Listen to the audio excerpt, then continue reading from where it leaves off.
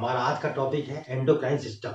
आज हम जानेंगे एंडोक्राइन सिस्टम क्या है और इसमें कितनी टाइप ग्लैंड्स पाई जाती हैं, उनके क्या क्या फंक्शंस हैं और क्या क्या उनकी कमियों से बीमारियां हो जाती हैं। तो आज आइए जानते हैं एंडोक्राइन सिस्टम क्या है।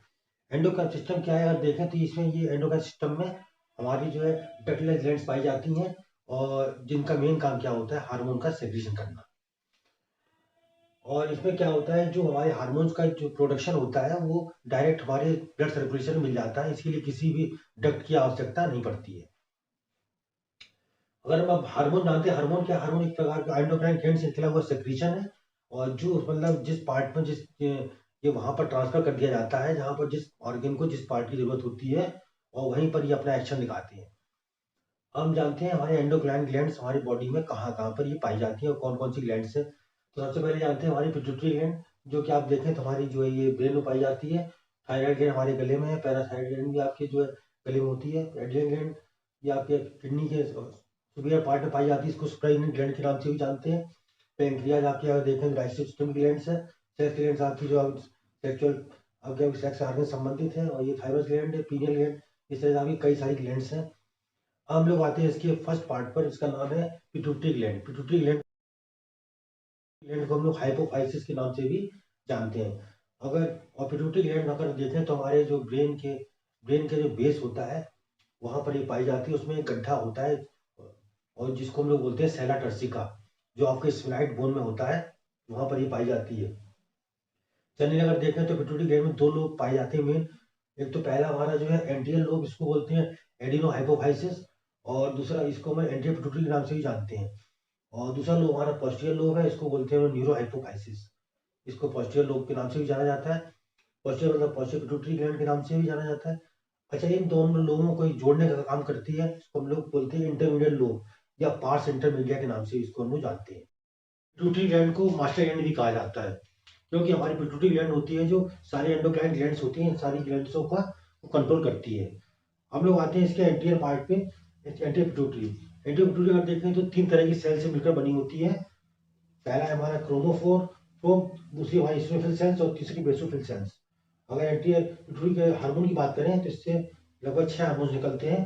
पहला हमारा ग्रोथ हार्मोन है, दूसरा थायराइड स्टिमुलेटिंग हार्मोन जिसको टीएसएच बोलते हैं, तीसरा है एड्रीनोकॉर्टिकोट्रोपिक हार्मोन, चौथा है हमारा फॉलिकल स्टिमुलेटिंग हार्मोन एफएसएच, फिर नेक्स्ट है हमारा ल्यूटिनाइजिंग हार्मोन एलएच, और फिर ल्यूटोट्रोपिक हार्मोन एलटीएच। और हम लोग सिचुएशन की बात करें इसकी पिट्यूटरी ग्लैंड की, तो पिट्यूटरी ग्लैंड आप देखें तो आपको दिखाई दे रहा होगा ये हमारे ब्रेन के स्फेनाइट बोन में सेला टर्सिका नाम का, सेला टर्सिका की जगह होती है जहाँ पर इसे होल एक हॉलो पार्ट होता है, गड्ढा टाइप का होता है, वहां पर ये पाई जाती है हमारी ये पिट्यूटरी ग्लैंड। यहाँ आपको दिखाई दे रहा होगा ये हाइपोथैलेमस है, आपका दिखाई दे रहा है। और ये आपका देखिए अगर पार्ट की बात करें तो ये इसका देखिए एंटीरियर लोब है, ये आपके ये इसका पोस्टीरियर लोब है, बीच में अगर आप देखें तो ये आपका पार्स इंटरमीडिया है। इस तरह इसके सारे सारे पार्ट्स हैं इसके। और अब आते हैं नंबर फर्स्ट हम लोग ग्रोथ हार्मोन। ग्रोथ हार्मोन की बात करें तो ग्रोथ हार्मोन को हम लोग जो है सोमेटोट्रोपिन, पेप्टाइड हार्मोन और प्रोटीन हार्मोन के नाम से भी जानते हैं। इसे हम लोग ह्यूमन ग्रोथ हार्मोन के नाम से भी जाना जाता है। अब इसकी बात करते हैं इसके मेन काम की। इसका मेन का फंक्शन क्या होता है, ये बॉडी की नॉर्मल ग्रोथ और डेवलपमेंट में बहुत ज़्यादा सहायक है। हम आते हैं एंटीरियर पिट्यूटरी ग्लैंड के दूसरे हार्मोन पर, जिसका नाम है थायराइड स्टिमुलेटिंग हार्मोन या टीएसएच बोलते हैं शॉर्ट में। ये क्या करता है, थायराइड से जो हार्मोन निकलते हैं उनको स्टिमुलेट करता है, उनको सिंथेसाइज करता है उनको। और तीसरा हार्मोन हमारा है एड्रीनोकॉर्टिकोट्रोपिक हार्मोन, एसीटीएच को बोलते हैं शॉर्ट में। और ये क्या करता है, हमारे एड्रिनल कॉर्टेक्स से जो भी हार्मोन निकलते हैं उनको स्टिमुलेट करता है, उनका सिंथेसाइज करता है। एक हार्मोन से और भी निकलता है कॉर्टिसोल, उसको भी ये कंट्रोल करता है। नेक्स्ट हमारा हार्मोन है हमारा फॉलिकल स्टिमुलेटिंग हार्मोन, शॉर्ट में इसको एफएसएच बोलते हैं। ये क्या करता है, ये हमारे ओवरी और टेस्टिस को स्टिमुलेट करता है। ओवरी में क्या होता है, ओवरी फीमेल में ओवरी ग्लैंड पाई जाती है, उससे हार्मोन निकलता है हमारा ईस्ट्रोजन। और मेल में जो टेस्टिस ग्लैंड से निकलती है हमारा, उससे स्पर्म बेटा जोआ का ये प्रोटीन प्रोडक्शन करता है। फिर नेक्स्ट हमारी हार्मोन आता है ल्यूटिनाइजिंग हार्मोन, शॉर्ट में उसको एलएच कहते हैं। ये भी स्टिमुलेट करता है ओवरी और टेस्टिस को। फीमेल में ओवरी में जो ये क्या करता है, प्रोजेस्टेरोन हार्मोन को स्टिमुलेट करता है, और टेस्टिस में मेल्स में जो है टेस्टोस्टेरोन हार्मोन को सिंथेसाइज करता है। लास्ट हमारा हार्मोन है ल्यूटोट्रोपिक हार्मोन। ये आपका करता है जो फीमेल्स में मिल्क के प्रोडक्शन को स्टिमुलेट करता है। हम जानते हैं पिट्यूटरी ग्लैंड की डिसऑर्डर कौन कौन सी है। जैसे देखिए 2 डिसऑर्डर हैं, पहला हमारा हाइपर पिट्यूटरी और दूसरा है हाइपोपिट्यूटरिज्म। हाइपर पिट्यूटरिज्म मतलब होता है जब पिट्यूटरी ग्लैंड का सेक्रेशन अधिक मात्रा में होता है, तो उसको बोलते हैं हाइपर पिट्यूटरिज्म। इसमें क्या हो जाता है, बच्चों में देखिए गिगेंटिज्म हो जाता है, जब इसका सेक्रेशन ज़्यादा मात्रा में होता है, और बड़ों में एक्रोमेगाली बीमारी हो जाती है। इसके कारण क्या होता है, कभी बच्चों की लंबाई काफ़ी बढ़ सकती है, बच्चों के किसी अंग की लंबाई ज़्यादा बढ़ सकती है, या मतलब किसी भी पार्ट में ज़्यादा ग्रोथ हो सकती है। हाइपोपिट्यूटरिज्म मतलब होता है जब पिट्यूटरी ग्लैंड का सेक्रेशन कम मात्रा में होता है। इसमें अगर देखें तो डॉर्फिज्म मतलब बौनापन हो जाता है। ये बच्चों और बूढ़ों सभी में किसी भी समय हो सकता है जनरली। और हम आते हैं next, posterior pituitary gland. Posterior pituitary gland से 2 टाइप के हार्मोन सेक्रेशन होते हैं, ऑक्सीटोसिन और वैसोप्रेसिन। ऑक्सीटोसिन अगर देखें तो इसके 2 मेन काम होते हैं। एक तो सबसे पहला काम ये है कि ये जब डिलीवरी के दौरान ये हमारे जो यूट्रस की वॉल्स में कॉन्ट्रैक्शन करता है, जिससे हमारे जो पार्चुरेशन के मतलब बेबी की जन्म जो है आराम से हो जाता है। और दूसरा काम क्या करता है, ये महिलाओं में जो मिल्क का जो इजेक्शन होता है, दूध को बाहर निकालने की प्रक्रिया का काम ये ऑक्सीटोसिन द्वारा किया जाता है। दूसरा हमारा हार्मोन है वैसोप्रेसिन। वैसोप्रेसिन का अगर देखें तो इसके भी 2 मेन फंक्शन है। ये क्या करता है, जो हमारे उसमें किडनी के द्वारा बहुत ज़्यादा यूरिन का आउटपुट होता है, तो इसको डिक्रीज करने का काम ये करता है। ये क्या करता है, मतलब अपनी जो हमारे किडनी में ट्यूबुलर रीअब्जॉर्प्शन की प्रक्रिया को बढ़ा देता है, जिससे हमारे यूरिन का आउटपुट कम हो जाता है। दूसरा काम क्या करता है, ये हमारे बीपी को बढ़ा देता है। बीपी बढ़ाने के लिए ये हमारी जो ब्लड की कैपिलरीज और आर्टीरियोल्स होती हैं, उनमें कॉन्स्ट्रिक्शन कर देता है, उनमें कॉन्स्ट्रिक्ट सिकुड़ जाती हैं, इस कारण से बीपी हमारा बढ़ जाता है। अब बात करते हैं पार्स इंटरमीडिया की। पार्स इंटरमीडिया को हम इंटरमीडिएट लोब के नाम से भी जानते हैं। इससे केवल एक ही हार्मोन सेक्रेट होता है, इसका नाम है मेलेनोसाइट स्टिमुलेटिंग हार्मोन। इसको हम शॉर्ट में एमएसएच के नाम से भी जानते हैं। इसका मेन काम क्या होता है, हमारी बॉडी में जो भी पिगमेंटेशन होता है उसको कंट्रोल करने का काम हमारा एमएसएच हार्मोन करता है। आप जानते हैं थायराइड ग्लैंड के बारे में। थायराइड ग्लैंड के अगर हम लोग देखें तो ये थायराइड ग्लैंड हमारी जो होती है, ये आपका सबसे नेक जो होता है, हमारे नेक के सबसे लोअर पार्ट में होती है, जहाँ पर थायराइड कार्टिलेज पाए जाते हैं, वहाँ पर ये सिचुएटेड रहती है। और अगर इसका हम शेप देखें तो इसका शेप बटरफ्लाई के आकार का होता है, तितली का आकार की हमारी होती है। इसमें अगर देखें तो 2 लोब पाए जाते हैं, एक हमारे ये लेफ्ट साइड में होता है, एक राइट साइड में होता है। और ये दोनों लोब अगर देखें, ट्रैकिया जो हमारे बीच में ट्रैकिया बना हुआ है, इस ट्रैकिया की एक लोब इस तरफ बाईं तरफ है, एक लोब आपका दाईं तरफ पाया जाता है। और ये दोनों लोग अगर देखें तो ये हमारा एक ये ट्रैकेट सामने एक स्थमस होता है, उससे दोनों ये आपके जुड़े हुए होते हैं दोनों लोब्स। अब बात कर लेते हैं इसके स्ट्रक्चर की। अगर इसका स्ट्रक्चर हम लोग देखें तो इसमें बहुत सारे कनेक्टिव टिश्यू पाए जाते हैं। कनेक्टिव टिश्यू के द्वारा ही हमारे दोनों लोब्स का डिवाइडेशन होता है। और इसमें अगर देखें तो बहुत सारे आपको देखें तो ये लोब्यूल्स पाए जाते हैं। लोब्यूल्स के मतलब, और जो प्रत्येक लोब्यूल में अगर आप देखें तो गोल गोल जो स्पेरिकल सेल्स पाई जाती हैं। और स्पेरिकल शेप जो सेल्स होती हैं, वो स्पेरिकल सेल्स होती हैं हमारी, वो बनी होती हैं क्यूबिकल एपिथेलियल सेल्स की बनी होती हैं। और अगर देखें इसके, और जितनी ये स्पेरिकल सेल्स होती हैं, राउंडेड सेल्स होती हैं, उनके अंदर एक फ्लूइड भरा रहता है, जिन्हें हम लोग जो है कोलाइड के नाम से जानते हैं। और इन्हीं कोलाइड के अंदर हमारे जो है जमा होते हैं आपके थायराइड हार्मोन्स, इसमें स्टोर रहते हैं। और जब थायराइड हार्मोन की आवश्यकता पड़ती है, तो उसमें इस ग्लैंड से वो बाहर निकल के आते हैं, अपना काम करते हैं। तो ये हमारा हो गया आपका स्ट्रक्चर। अब बात करते हैं सेक्रीशन की। तो थायराइड ग्लैंड से हमारे 2 हार्मोन निकलते हैं, T3 और T4। T3 को हम लोग ट्राईआइडोथायरोनिन के नाम से जानते हैं, और T4 हमारा होता है टेट्राआइडोथायरोनिन, या इसको थायरोक्सिन के नाम से जाना जाता है। अब बात करते हैं रेगुलेशन ऑफ सेक्रीशन की। तो थायराइड हार्मोन को हमारा जो रेगुलेट करता है हमारा TSH, थायराइड स्टिमुलेटिंग हार्मोन, जो हमारा एंटी पिट्यूटरी ग्लैंड से निकलता है, वो इसको रेगुलेट करता है। थायराइड ग्लैंड का मेन काम क्या होता है, हमारी ग्रोथ और मेटाबॉलिज्म को बढ़ाने का काम होता है मेन। और इसके कुछ मेजर फंक्शंस हैं, जैसे आपका पहला फंक्शन है, ये हमारे टिश्यूज में ऑक्सीजन कंजम्पशन को बढ़ा देता है और हीट का प्रोडक्शन करता है। और दूसरा फंक्शन है हमारे बेसल मेटाबॉलिक रेट को बढ़ा देता है। और थर्ड फंक्शन हमारा, ये हमारे जो है ये ग्लूकोज का एब्जॉर्प्शन यूटिलाइजेशन काफी बढ़ा देता है। और फोर्थ है anabolic effect like growth promotion and protein synthesis. ये हमारी, जैसे हमारे मेटाबॉलिज्म 2 प्रोसेस होती है, कैटाबॉलिज्म और एनाबॉलिज्म। एनाबॉलिज्म के थ्रू क्या करता है, हमारी जो है ग्रोथ को प्रमोट करता है और प्रोटीन संश्लेषण को बढ़ा देता है। नेक्स्ट हमारा increase rate of cholesterol synthesis in liver. ये लिवर में जो है हमारे कोलेस्ट्रॉल संश्लेषण को काफी इंक्रीज कर देता है।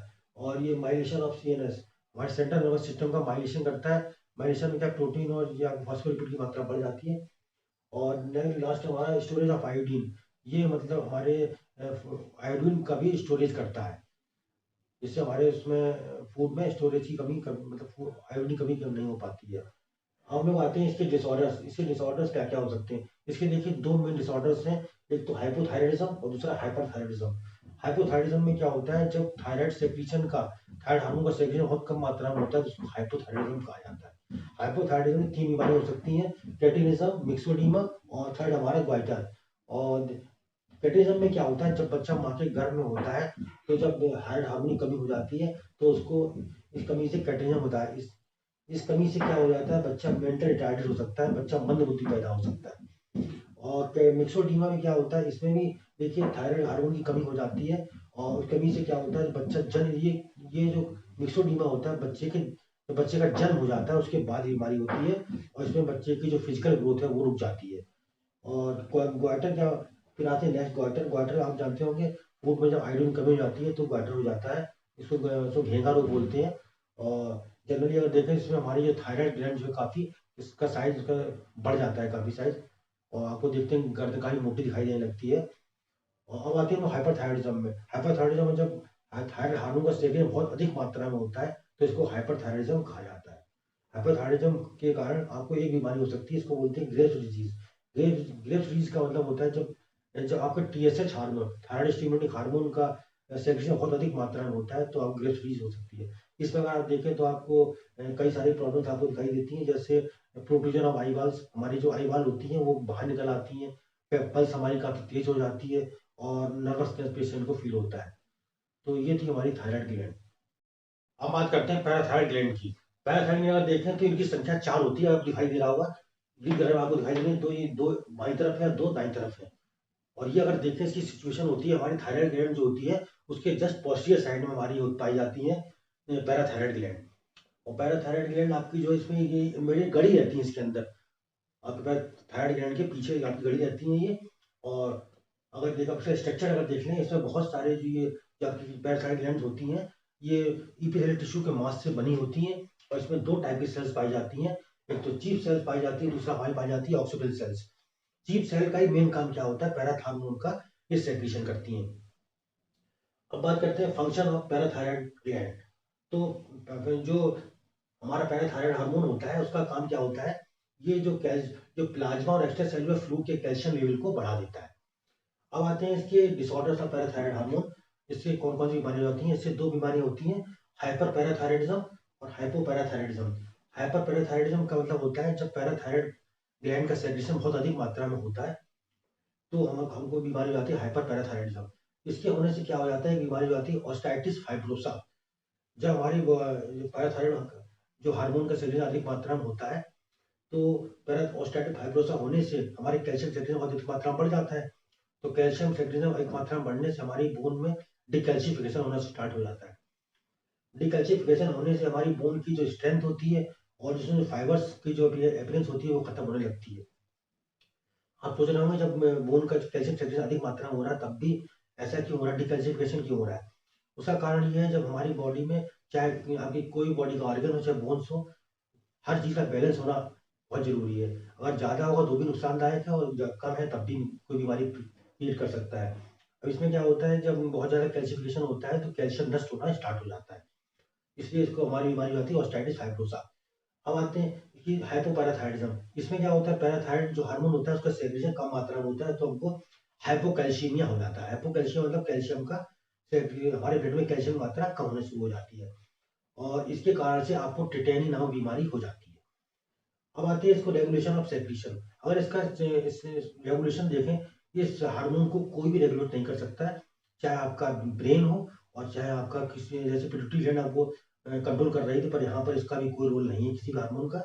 और इसमें सबसे बड़ी चीज ये है कि अगर जब हमारे प्लाज्मा का कैल्शियम लेवल कम होता है तो हमारे जो पीटीएच का सेक्रेशन बढ़ जाता है और यही बिल्कुल जैसे अपोजिट हो जाता है। अगर कैल्शियम का लेवल बढ़ेगा हमारे प्लाज्मा में तो पीटीएच का सेक्रेशन कम हो जाएगा। तो ये थी हमारी पैराथायरॉइड ग्लैंड। Thank you. हम जानते हैं एड्रिनल ग्लैंड के बारे में। एड्रिनल ग्लैंड जो होती है आपकी, इनकी संख्या 2 होती है और प्रत्येक एड्रिनल ग्लैंड जो है आपकी हमारे किडनी के टॉप पोजीशन पाई जाती है। तो आप देख रहे हैं टॉप पर दो दो किडनियां, लेफ्ट किडनी और राइट किडनी, सभी दोनों के टॉप पर ये पाई जा रही है हमारी एड्रिनल ग्लैंड। इसको सुप्राइनल ग्लैंड कहते हैं क्योंकि ये किडनी के सुपीरियर पार्ट में पाई जा रही है, इसलिए इसको सुप्राइनल ग्लैंड भी कहा जाता है। अब यहाँ पे इसके स्ट्रक्चर की बात करें तो इसको हम लोगों ने 2 पार्ट में डिवाइड किया हुआ है। एक तो इसका बाहरी पार्ट जो होता है वो कहलाता है कॉर्टेक्स, इनर पार्ट कहलाता है हमारा मेडुला। अगर देखें इसका जो कॉर्टेक्स पार्ट है इसमें 3 लेयर्स पाई जाती हैं। जो आउटर लेयर होती है उसको बोलते हैं जोना ग्लोमेरुलोसा, और जो मिडिल लेयर होती है उसको बोलते हैं जोना वेसिकुलेटा, और जो आपकी सबसे इनर लेयर है उसको बोलते हैं जोना रेटिकुलेरिस। अब आते हैं हम लोग इसके कॉर्टेक्स पार्ट में, अगर देखें तो इसमें 3 टाइप के हार्मोन सेक्रेट होते हैं जो इसकी प्रत्येक लेयर से निकलते हैं। अगर हम लोग देखें तो जोना ग्लोमेरुला से निकलता है आपका मिनरलोकॉर्टिकॉइड्स, जोना वेसिकुलेटा से निकलता है ग्लूकोकॉर्टिकॉइड्स, और जोना रेटिकुलस से निकलता है हमारा सेक्स स्टेरॉइड्स। मिनरलोकॉर्टिकॉइड्स से हमारे 2 हार्मोन निकलते हैं, ये एल्डोस्टेरोन और डिसॉक्सीकॉर्टिकोस्टेरोन। ये क्या करते हैं, हमारी वाटर और ये आपके मिनरल्स मेटाबॉलिज्म को ये बढ़ा देते हैं। इनका मेन काम क्या होता है, इलेक्ट्रोलाइट और वाटर को बैलेंस करना होता है। अब आते हैं हम लोग ग्लूकोकॉर्टिकॉइड्स में। ग्लूकोकॉर्टिकॉइड्स आपके देखिए 3 है, कॉर्टिसोल, कॉर्टिसोन और कॉर्टिकोस्टेरोन। इनका मेन काम क्या होता है कि कार्बोहाइड्रेट मेटाबॉलिज्म को बढ़ा देते हैं। और नंबर आते हैं नेक्स्ट हमारा सेक्स स्टेरॉइड्स। सेक्स स्टेरॉइड्स आपके 2 हैं, एंड्रोजन और ईस्ट्रोजन। एंड्रोजन मेल में पाया जाता है और ईस्ट्रोजन हार्मोन जो है फीमेल में पाया जाता है। इन दोनों का काम यही है आपकी जो सेक्स के हार्मोन का सेक्स का डेवलपमेंट करना और ग्रोथ करना, और हमारे जितने सेक्स ऑर्गन्स होते हैं उनका डेवलपमेंट करना, की ग्रोथ करना, ये सारा काम हमारा सेक्स स्टेरॉइड्स का होता है। अब आते हैं regulation of adrenal cortical secretion. ये हमारा जो एड्रिनल ग्लैंड होती है, एड्रिनल ग्लैंड के कॉर्टेक्स से हार्मोन निकलते हैं, इनको कंट्रोल करता है हमारा ACTH, मतलब एड्रिनो कॉर्टिकोट्रोपिक हार्मोन, जो कि एनडीए पिट्यूटरी द्वारा सेक्रेट होता है। Disorders of adrenal cortex hormones. तो ये देखिए इसमें 2 डिजीज हो सकती हैं, एक तो hypo function of adrenal cortex, दूसरा hyper function of adrenal cortex. Hypo function मतलब होता है कि जब एड्रिनल कॉर्टेक्स से निकलने वाले हार्मोन जब कम मात्रा में निकलते हैं तो कहा जाता है hypo function of adrenal cortex. इसे देखिए बीमारी होती है एडिसन्स डिजीज। इसमें क्या हो जाता है कि लो वेट का लॉस हो जाता है, लो बीपी हो जाता है आपका, और स्किन पिगमेंटेशन, स्किन हमारी जो है काली पड़ने लग जाती है, कई बार भी स्पॉट्स पड़ने लग जाते हैं, ब्लैकिश। और दूसरा हमारा आता है hyper function of adrenal cortex. इसमें क्या होता है, एड्रिनल कॉर्टेक्स से निकलने वाले हार्मोन्स जब अधिक मात्रा में निकलते हैं उसको कहा जाता है hyper function of adrenal cortex. इससे बीमारी होती है कसिंग सिंड्रोम। इसमें जनरली अगर देखें तो हमारे फेस और नेक पे जो है फैट का काफी डिपोजिशन हो जाता है। इसको हम लोग मून फेस के नाम से भी जानते हैं, चंद्रमा की तरह हमारा चेहरा लगने लग जाता है। और इसमें जो देखिए तो डायबिटीज हो सकती है पेशेंट को, और हाई बीपी हो सकता है। अब बात करते हैं हम लोग जो एड्रिनल मेडुला की, जो मेडुला द्वारा जो हमारे हार्मोन सेक्रेट होते हैं उनकी बात करते हैं। इससे देखिए 2 हार्मोन सेक्रेट होते हैं हमारे, एक तो एड्रिनलिन और दूसरा नॉन एड्रिनलिन।